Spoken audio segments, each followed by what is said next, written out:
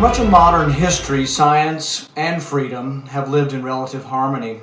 Traditionally, as medical discoveries came about, like the smallpox or polio vaccine, antisepsis or antibiotics, the results were so overwhelming that over time the vast majority of the public accepted these advances voluntarily. In fact, innovations like the smallpox vaccine had to overcome initially great public prejudice. Dr. Zebediah Boylston learned about the Middle Eastern technique from his servant for the famous pastor, Cotton Mathers. His first patient was actually his son, an incredibly brave choice.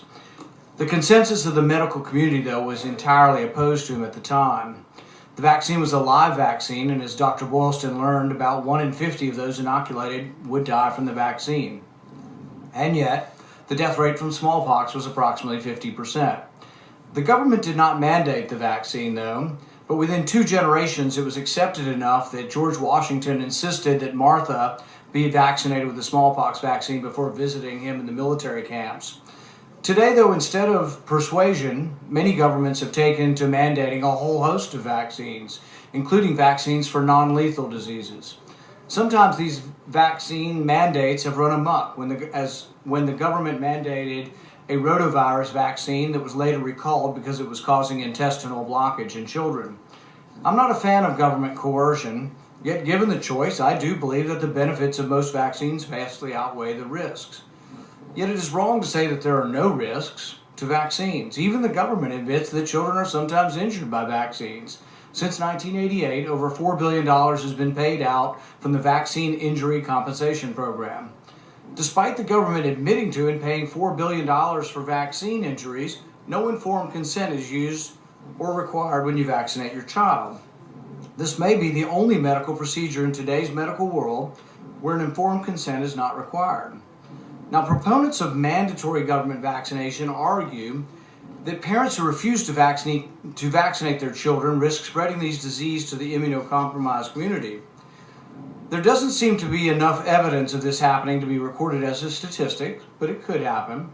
But if the fear of this is valid, are we to find that next we'll be mandating flu vaccines? Between 12 and 56,000 people die from the flu, or are said to die from the flu in America, and there's estimated to be a few hundred from measles. So I would guess that those who want to mandate measles will be after us on the flu next.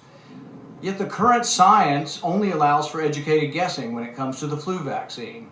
Each year, before that year's flu vaccine or strain is known, the scientists put their best guess into that year's vaccine. Some years it's completely wrong. We vaccinate for the wrong strain of flu vaccine.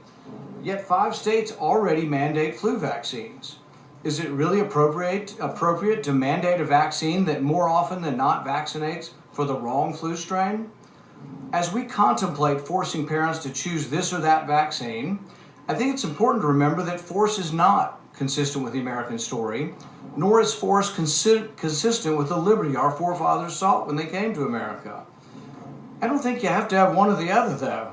I'm not here to say don't vaccinate your kids. If this hearing is for persuasion, I'm all for the persuasion. I vaccinated myself. I vaccinated my kids. For myself and my children, I believe that the benefits of vaccines greatly outweigh the risks. But I still do not favor giving up on liberty for a false sense of security. Thank you.